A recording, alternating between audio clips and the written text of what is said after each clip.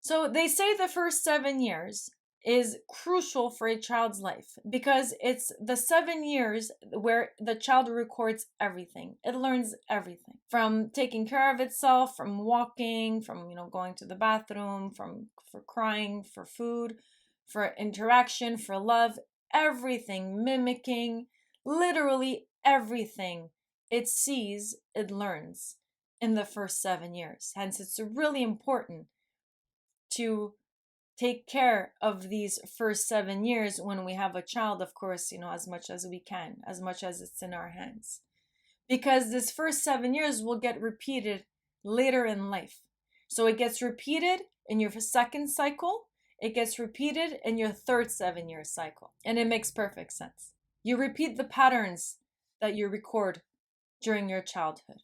You play it out, and then you learn with trial and error, and then you correct. So if you don't catch these patterns during your first 3 7 year cycles, they're going to be permanently imprinted into your psyche, which means they're going to be subconsciously within your behavior. Automatically, you won't even notice that it's there.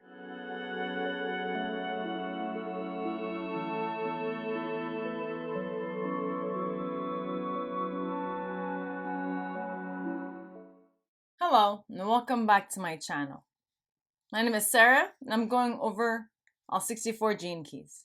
In today's episode, we're going over gene key number 18. On our last show, we went over gene key number 17. So a little recap. Gene key number 17, the shadow was opinion. So if you're introvert about it, you're self-critical, you manifest it as self-criticism. If you're extrovert about it, the way you manifest this shadow is opinionated. The first 7 years of a child's life is very influential. So that's where you have imprints of limited beliefs, of opinions that come from parents, from ancestors, from societies, from school. So these opinions get crystallized within your first 7 years. So what happens is then you repeat the pattern. So if, let's say, your parents are racist, right? The child will come out thinking the same way. So this impression on the child remains throughout the shadow. So the child becomes very opinionated. So as you can see, a child right off the bat has no opinions. If a child is racist, let's say there's a racist comment, you can tell that the child picked that up somewhere. A child isn't born racist. A child becomes racist. So this is just an example of, let's say, an opinion. Certain type of race is beneath you. Let's say your parents or your ancestors believe a certain way because of many fights and many wars in the past. They tend to be traumatized by these wars and these fights, these either for religion or for territory. Then these opinions go down through the generations, although let's say the new generation has not witnessed that war and doesn't have conflict with that specific ethnicity, that child will be prone to believe what the parents have believed during their time. So unfortunately, that's how it is. You have the shadow of opinion. You grow up with a certain type of opinion. Then with time, your third eye opens. And then you see that, it's not just opinion. It's not just your limited belief. It's not what has been crystallized in you. It's literally just a perception, a perspective. It's subjective and it can vary throughout time. So because your opinion changes throughout time, you start being farsighted. You start understanding the whole, not just the part. You start understanding other people's limited beliefs and other people's opinions. And then you can understand everything as a whole. And when you understand it as a whole, you get to be farsighted, which is the gift. So it's okay if you're self-critical, but you're going to get out of it. And then once you hit the gift of farsightedness, your third eye opens. And then the more your third eye opens, the more you can see into the future. You can predict patterns. You can, avoid patterns. You can fix systems, you can fix networks, you can actually fix things and be productive because now you understand the whole. So this is a beautiful gift. It gets you out of this shadow. So what happens if you're farsighted for a while? So after farsightedness for a while, once your third eye opens and it's active for a while, you become omniscient. So the wonderful city of omniscience. And omniscience means all-knowing.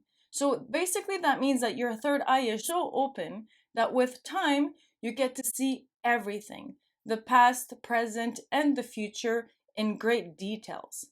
So now it's not just a question of farsightedness, you're literally connected, let's say to the Akashic record, and you see everything. You understand everything as a whole, which is omniscience means all-knowing.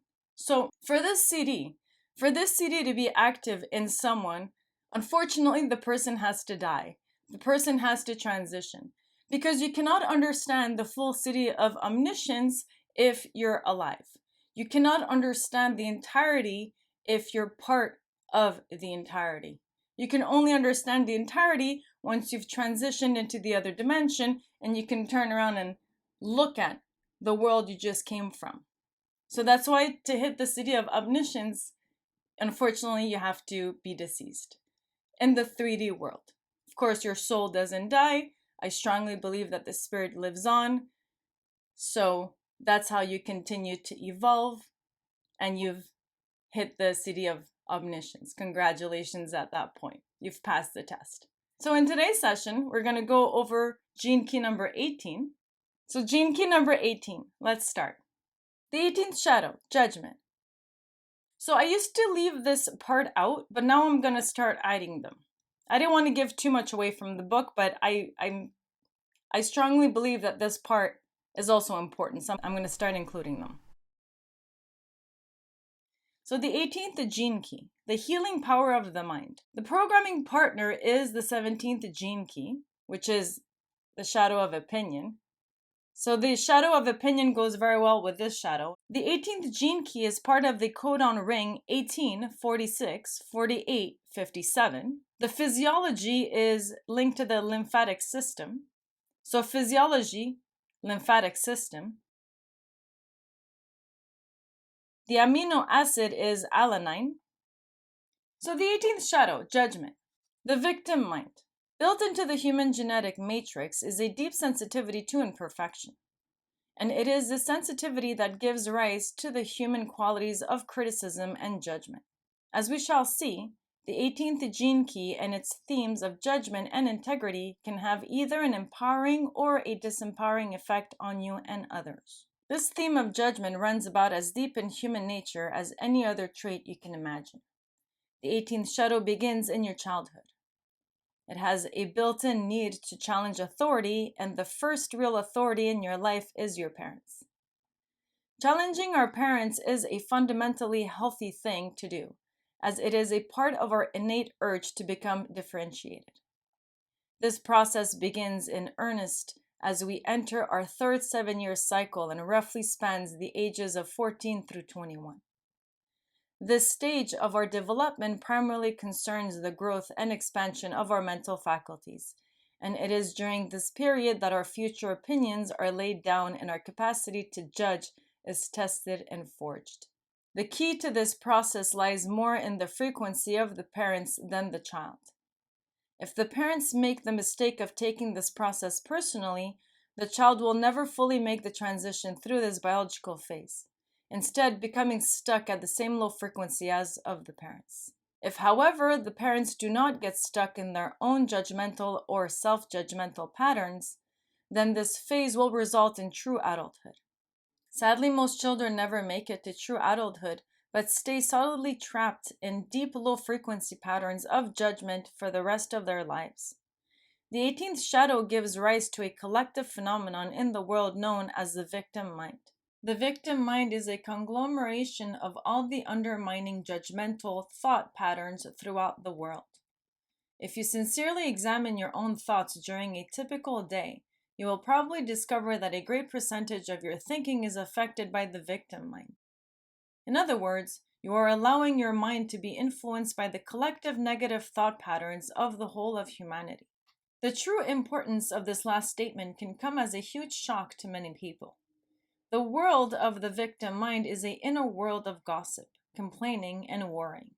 Most of us complain inwardly about all aspects of our lives, especially the people in our relationships, and we worry incessantly about mundane issues such as money and our health.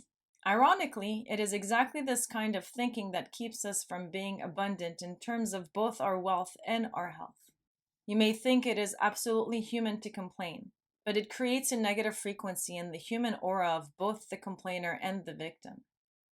In other words, the more you complain, the more you damage yourself and the world. Morally speaking, judgment gets a bad rap in the modern world. We talk about being non judgmental as though it were one of the highest goals in life. In fact, it is impossible not to judge because judgment is the way in which the human mind thinks. What defines the low frequency of the victim mind is that you identify with what you think. In other words, your judgments define your identity and make you feel more secure. However, if you can make a judgment and at the same time be aware of judging, then you are no longer trapped by your own mind and thus the frequency around that judgment changes.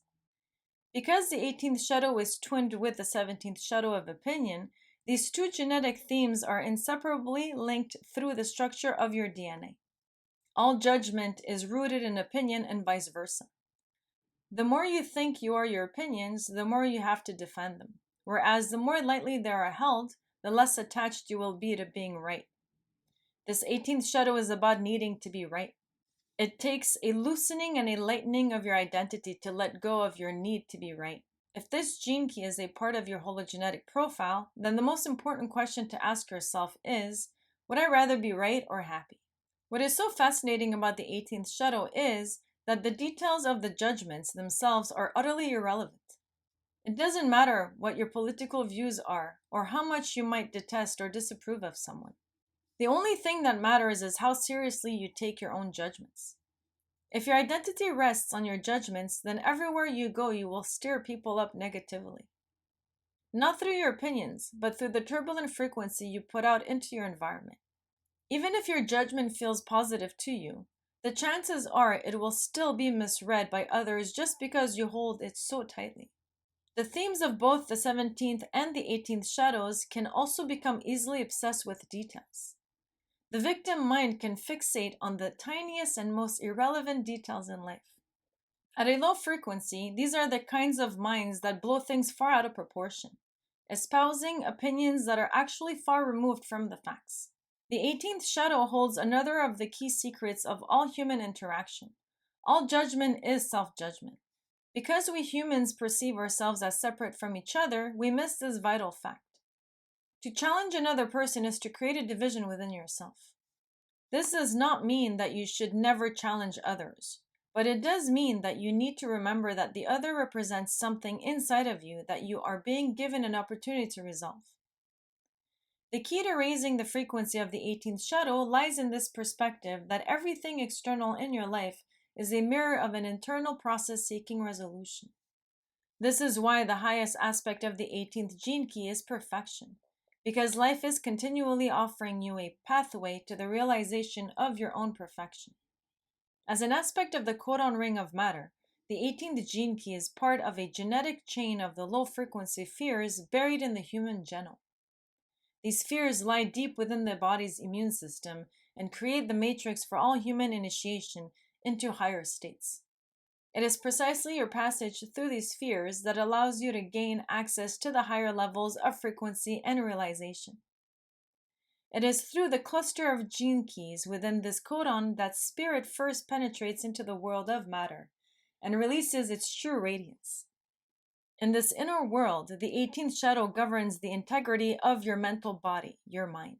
The secret of this shadow is the gradual realization that your outer life is your greater body. The more deeply you accept responsibility for this, the less personally you take life and the easier it becomes.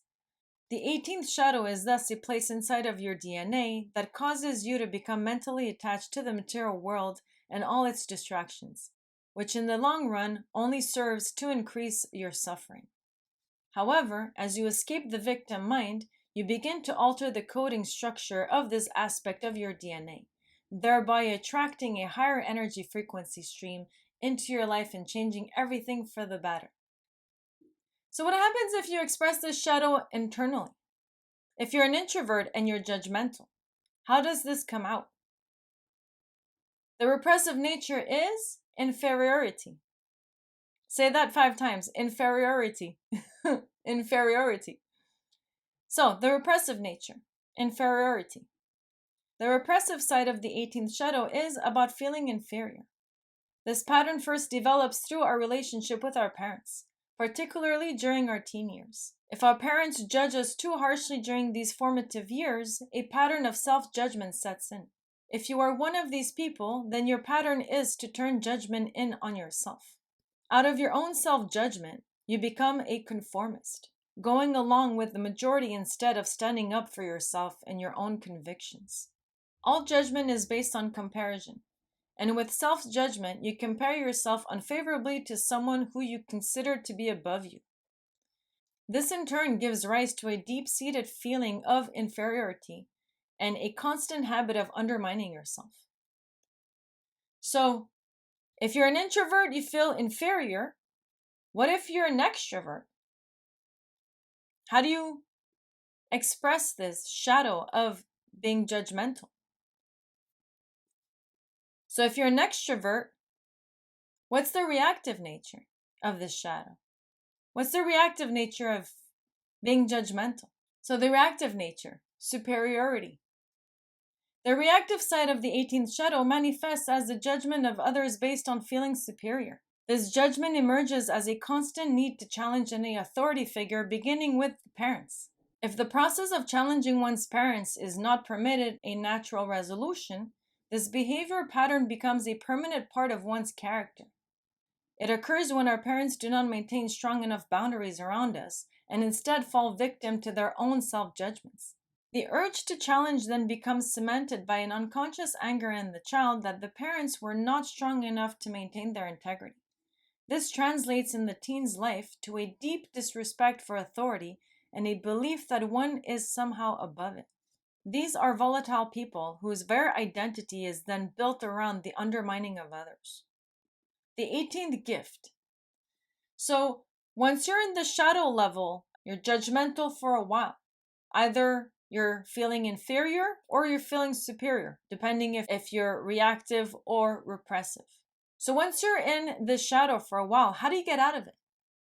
How do you get out of being judgmental? So the gift of the shadow is integrity. So you get out of being judgmental by having integrity. So the 18th gift, integrity. Taking on the world. The 18th gene key is psychologically extremely profound. It is actually the basis of psychology because it holds the keys to human conditioning. From the moment a child is born, an innate urge inside its DNA begins to explore the boundaries of its environment. This gene key is above the material, emotional, and mental boundaries that you meet throughout your life. Because we are biologically imprinted in the 7-year cycles, it is possible to say that we have not fully incarnated into our lives until the age of 21. The first 7 years critically test the integrity of the physical world through the development of our physical foundations, our skeletal structure, muscles, basic physiology, and movement.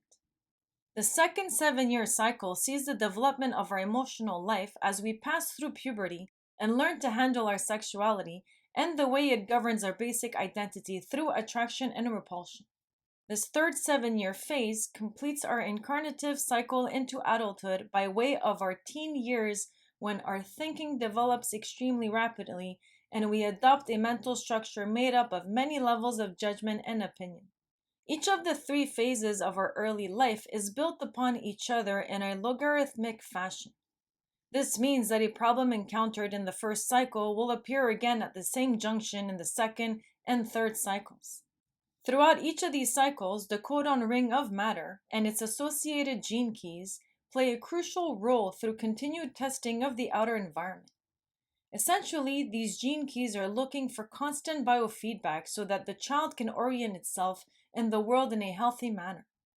The third phase, physical, emotional, and mental, are governed by the 46th, 48th, and 18th gene keys respectively, whereas the 57th gene key lays down the even deeper seeds of these 3 phases through the 3 trimesters during gestation.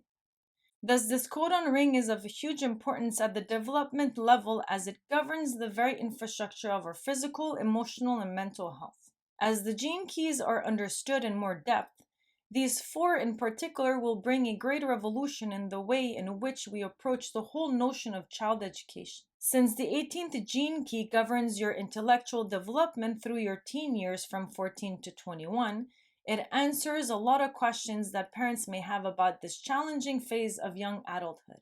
The patterns that emerge in this 3rd cycle of your life are dependent on what happened in the earlier 2 cycles. If, for example, your parents split up during the middle of the 2nd phase, then this same type of upheaval will appear in your life in the middle of your 3rd cycle. But this time it will have a mental focus rather than an emotional one. So they say the first 7 years is crucial for a child's life because it's the 7 years where the child records everything. It learns everything. From taking care of itself, from walking, from going to the bathroom, for crying, for food, for interaction, for love, everything, mimicking, literally everything it sees, it learns in the first 7 years. Hence, it's really important to take care of these first 7 years when we have a child, of course, as much as we can, as much as it's in our hands. Because this first 7 years will get repeated later in life. So it gets repeated in your 2nd cycle, it gets repeated in your 3rd 7-year cycle. And it makes perfect sense. You repeat the patterns that you record during your childhood. You play it out, and then you learn with trial and error, and then you correct. At every stage in your early development, you have many opportunities to heal aspects of earlier cycles. Or, depending on how you and those around you deal with these challenges, you will imprint these low frequency patterns even more deeply into your psyche. So, if you don't catch these patterns during your first 3 7-year cycles, they're going to be permanently imprinted into your psyche, which means they're going to be subconsciously within your behavior. Automatically, you won't even notice that it's there. The 3rd 7-year cycle, governed by the 18th gene key, is therefore the most critical cycle because it represents the last chance parents have to help their child reach true adulthood.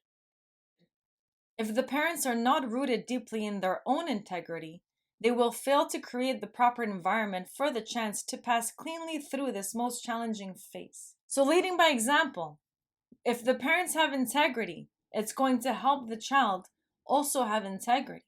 So, the best way to lead, the best way to influence, the best way to affect somebody, it's not by telling them what to do, it's by leading by example. You just do what you think is best. And once it works for you, everyone will see that it works for you, and then they're going to try it on themselves. So integrity is impressive when you see it in someone.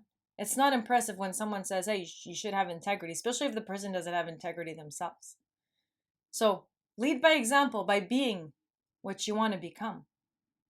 The 18th gene key thus determines whether a child enters adulthood as an integrated adult or as a wounded child posing as an adult. Naturally, parents have to set some strong boundaries during these teenage phase. But the 18th gene key is not really about this. The secret of the gift of integrity is to be able to hold your own space without reacting to your judgments or self-judgments. As a parent, you will be drawn in by the upheaval of this period in a child's life. But as a parent, you will also have to learn to stand back from it and trust in it. If parents truly understood how crucial their role is during this phase in their child's life, they might act with less judgment and feel much sure of themselves. Integrity as a vibration means far more than just holding fast to your values. It is actually a word often used by architects and engineers to describe the strength of material structures. Integrity is a deeply physical attribute and is actually a function of your immune system in maintaining the tensile strength within your body. For many people who have to resolve issues from their teenage cycle, it will take a full 7 years.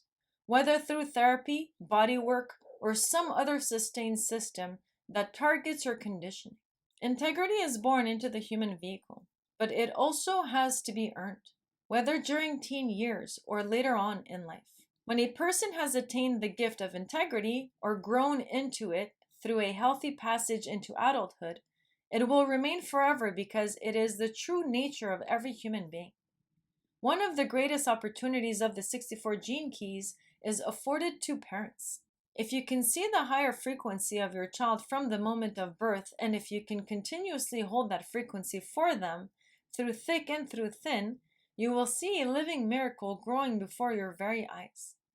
If the 18th gene key is prominent in your hologenetic profile, your life will continually bring you back to these recurring issues rooted in your childhood. You will have to understand what made you the way you are in order to release the aspects of your conditioning that do not belong to you. In time, this will make you a master of understanding the ways conditioning works, and you can help others break free just as you have. Because once you get out of your own conditioning, once you catch your own patterns and what you're repeating in your own life, it's easy to see it in others. They don't realize it, but it's easy for you to spot it because you've gotten through yours. Now, if you're still within yours and you don't realize your patterns, then you're not going to be able to spot it in others. But if you've passed this level and you were able to heal yourself, this is why you can turn around and teach others on how to do it as well. When you are free from the trap of the victim mind, your judgment becomes integrity, the arch enemy of the victim mind. It is the same energy, the same archetype, but experienced from a higher level of consciousness. Judgment, criticism, and correction are magnificent qualities when used in the right way. The gift of integrity is about demanding and maintaining a high standard in everything you do. That's why I tell people, never settle. If you settle, you're not going to be able to hit the fullest potential.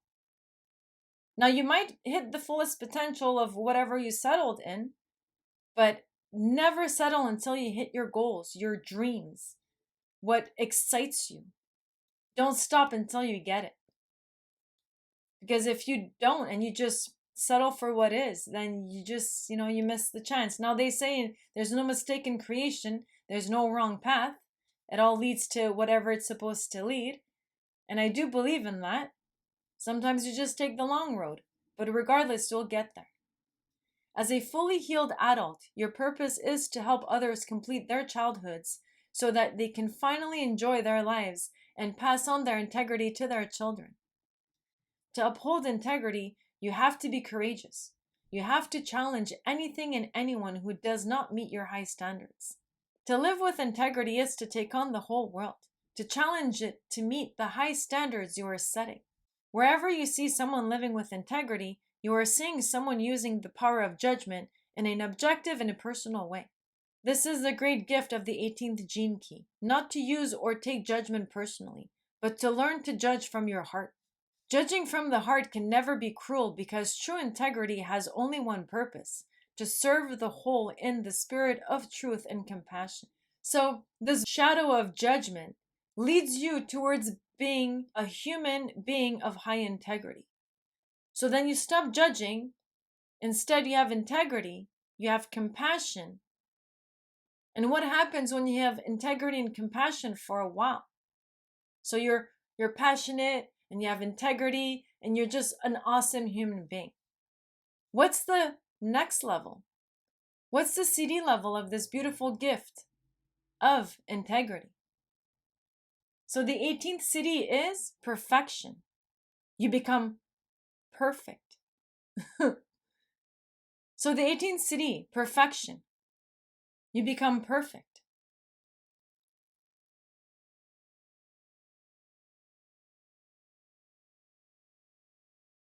So the 18th CD, perfection, the Bodhisattva.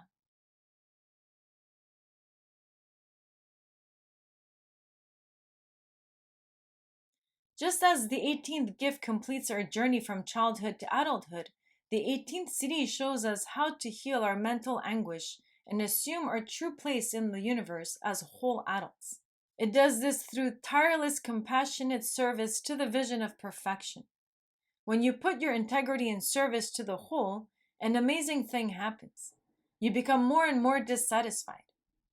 The more good you do, the more you realize how much more you could do. This is known as divine dissatisfaction. Everywhere you look, you see how the world could be improved.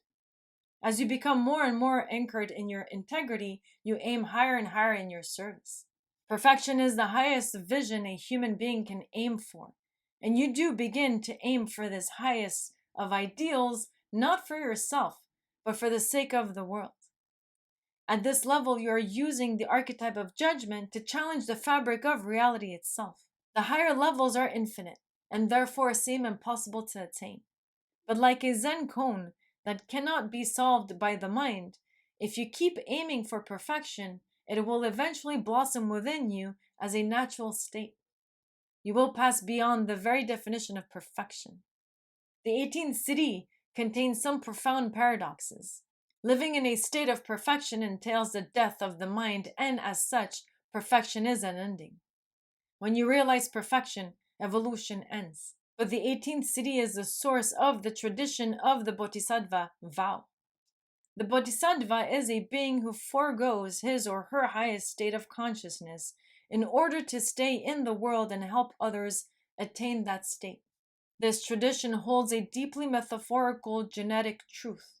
Our genes are all Bodhisattva, programmed to serve the whole until it has attained perfection. We have seen that the 18th gene key is designed to ensure human health by constantly challenging our environment to come in line with higher principles. What then is perfect health? This is an interesting question because it involves the whole of creation. The true physical house of humanity cannot be attained until all human wounds have been healed. Even though a human may attain a state of perfection beyond all human understanding, the body is still a part of humanity, and as long as there are still wounds in the world, almost nobody can experience perfect health. In other words, perfect health cannot occur unless the whole is healed. This is why the acidic states of consciousness still have a purpose in the world.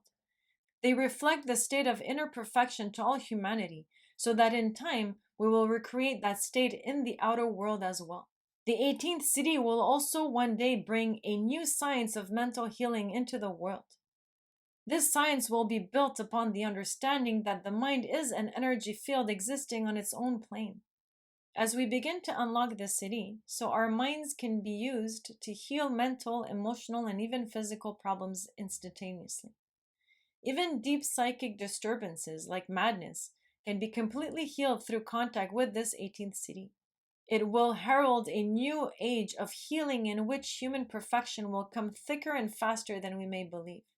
The codon ring of matter ensures that the whole of humanity must one day reach a state of perfection where evolution ends and we as a species finally enter the dimension of eternity.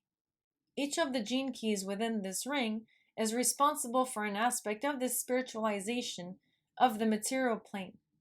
The 18th city contains the knowledge of how to bring perfection to earth through the mental plane. To the one who lives within this city, perfection is already here as an imprint, underlying all creation. These people live in the Eden that we all long for, but paradoxically, they must help move the state from the inner reality to the outer.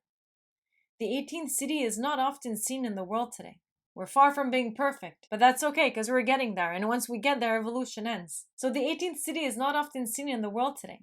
It involves the incarnation of an archetype of perfection.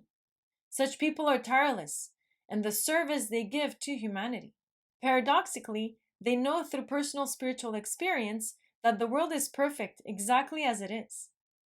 There is nothing about the world that need be improved.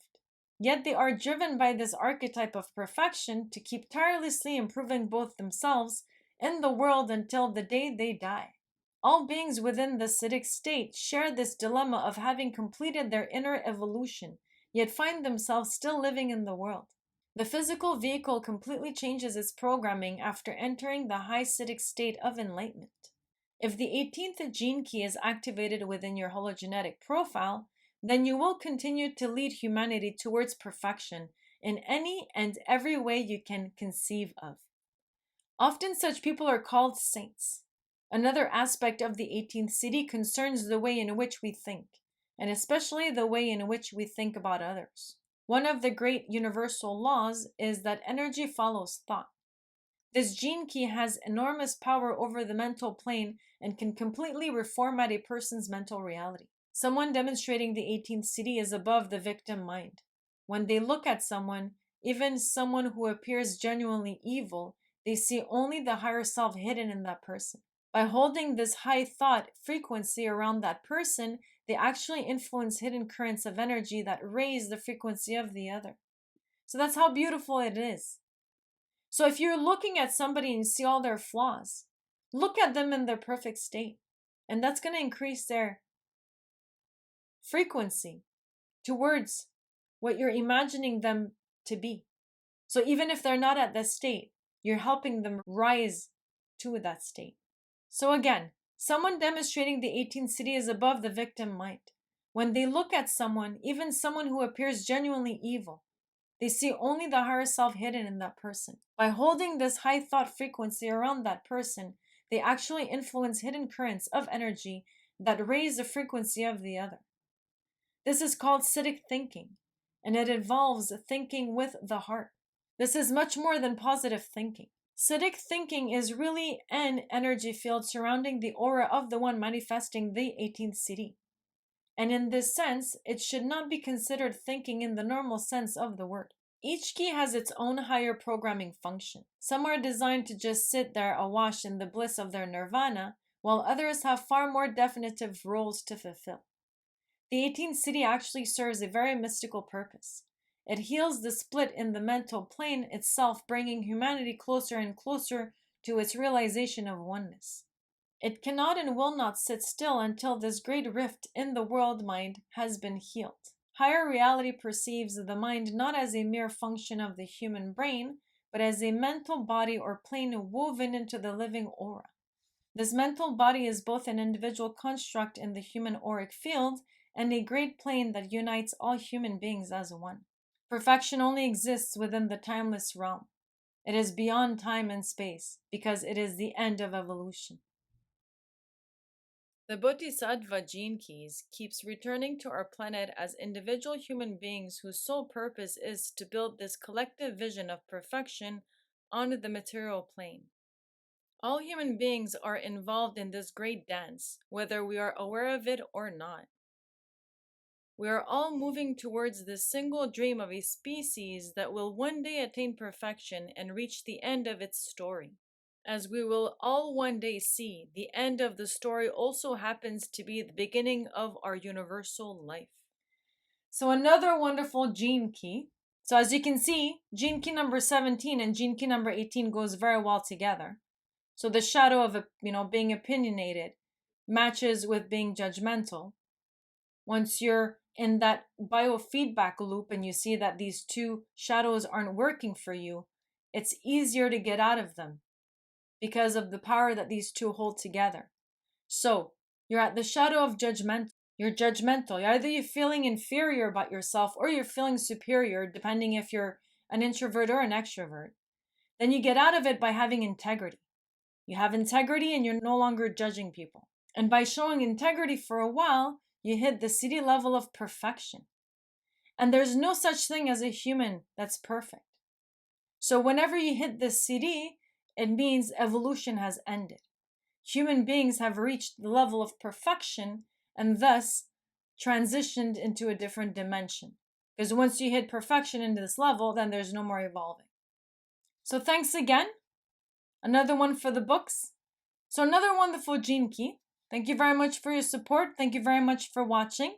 Thank you very much for liking, commenting, and for subscribing. So I'll see you on the next one. God bless every single one of you. Ciao.